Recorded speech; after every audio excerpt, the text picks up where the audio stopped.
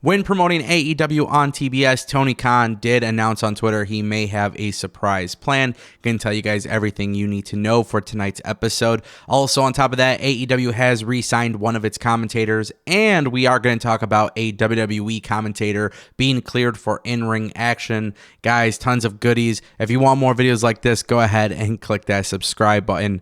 We're going to kick things off with Corey Graves. It's unbelievable to me how so many people did not know that Corey Graves actually used to wrestle in the early days of NXT. He was also an indie wrestler before this. Now, Fightful Select has announced that Corey Graves, after 7 years of being away from the ring, has been cleared for an in-ring return. Now, this, of course, in my opinion, is great news because I am familiar with Corey Graves' work prior to him becoming a commentator in WWE. I will actually go out there and say that Corey Graves, he does a great job as a commentator, and I think, he definitely has that role for him, waiting for him, but I do think he should go back into the ring if that is what he wants. I would love nothing more than to see Corey Graves take off his headset during the Royal Rumble, remove his headset, maybe have some in-ring gear on underneath a suit, and then go into the Royal Rumble match. I think that would be a really cool surprise. Also, I do want to say Corey Graves was a good indie wrestler. He was a great athlete. And the fact that he's good on the mic, the fact that he can actually wrestle tells me that he could be something special in WWE if WWE chooses to do that and if he chooses to do so as well. Also, keep in mind Corey Graves dating Carmella could make for a really good storyline, real life stuff on television. Plus, they have their podcast. I would like nothing more than to see him come back to the ring, but of course, that really depends on him. So we don't know if there are any plans, but of course, with Royal Rumble coming up, I think that would be a good start. And also, I do think Raw's commentary team, Jimmy Smith and Byron Saxton, is fine. I think they also have Vic from NXT. So at this point, Vic Joseph can move up to Raw. They can definitely make some changes if they'd like, but I would like to see this happen. All right, guys, Tony Schiavone has been re-signed with AEW. They did offer him another contract. His contract has been extended. Now, this is really good news for AEW. Tony Schiavone is one of my favorites when it comes to announcing, and I think AEW has done a very good job with him. The good news here is that AEW also sees the same value as myself and many other fans, and it's nice to see that Tony Schiavone has found a place for himself in AEW, because truth be told, if it wasn't for AEW, I don't know if we would have seen Tony Schiavone in wrestling in 2022. I also like the idea of AEW using them in different capacities. One thing specifically that I've really enjoyed about AEW is their control room. It's like that episodic thing that they're doing on YouTube. So having him in that role, it's just really cool in my opinion. I think it works really good as pictured here. The control room thing, it's just something. It's a nice little touch of reality for AEW's product. Tony Schiavone has a very nice, distinct voice for pro wrestling. Obviously, he has that rich history with WCW and whatnot.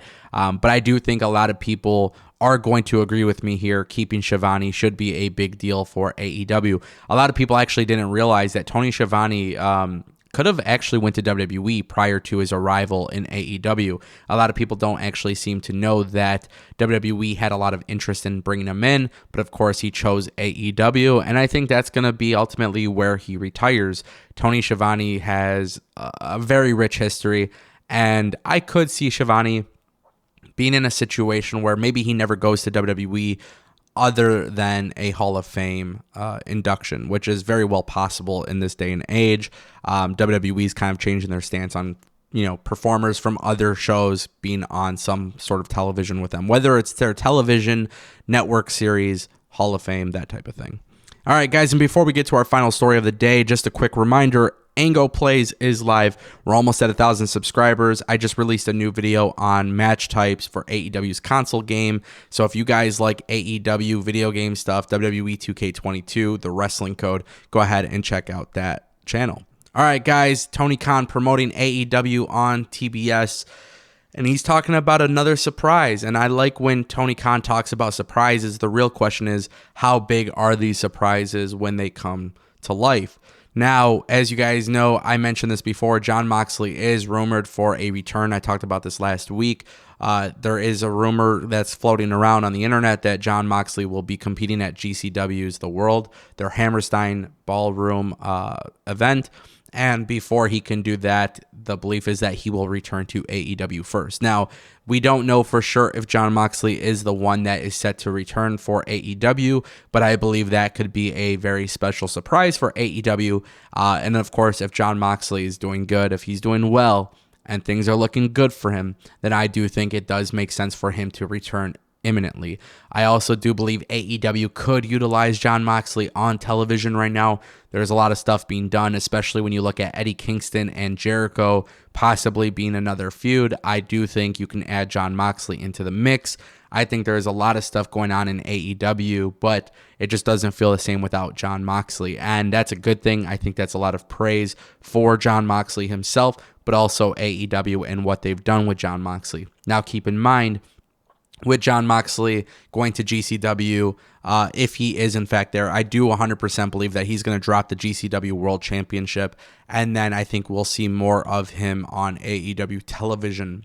Which the real question here is, when Jon Moxley does return, what sort of plans do they have? What type of storylines? What type of persona? Are we going to see a change in Jon Moxley, or are we going back to the babyface Jon Moxley? And I think in a situation like this, it's really difficult for them to bring him in as a heel, but I think that could be somewhat necessary after a few weeks of him coming back.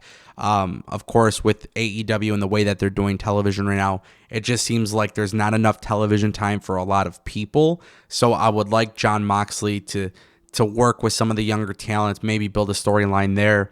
I know he hasn't won the TNT Championship. Maybe there is an opportunity there with Cody Rhodes or whatever's happening with Sammy Guevara, because again, Jon Moxley working with this younger talent could be great. Maybe Jon Moxley could win the TNT Championship and then defend it every single week. I'm not sure exactly what that means, but with Tony Khan announcing that there's another surprise, it's for sure going to be an episode worth watching. And if it is, of course, Jon Moxley who does return, I think that's a very solid surprise. I really hope it's something special, something great. I don't want AEW to get into the habit of announcing surprises and then they're not really anything special. Because then at that point, people just really don't care about how you're being baited into watching the show. At that point, they just won't tune in. So I think AEW will deliver on this surprise, whatever it may be, but hopefully it is, in fact, Jon Moxley. Now, as you guys know, I've been following the Jon Moxley story for a while, so it does sound very reasonable here, but you never really know. Anyways, guys, if you want more videos like this, all you gotta do is just click that subscribe button. My name is Ango. I'm bringing you daily news videos every single day, giving you guys my reactions, and I can't wait to hear what you guys have to say in the comment section below.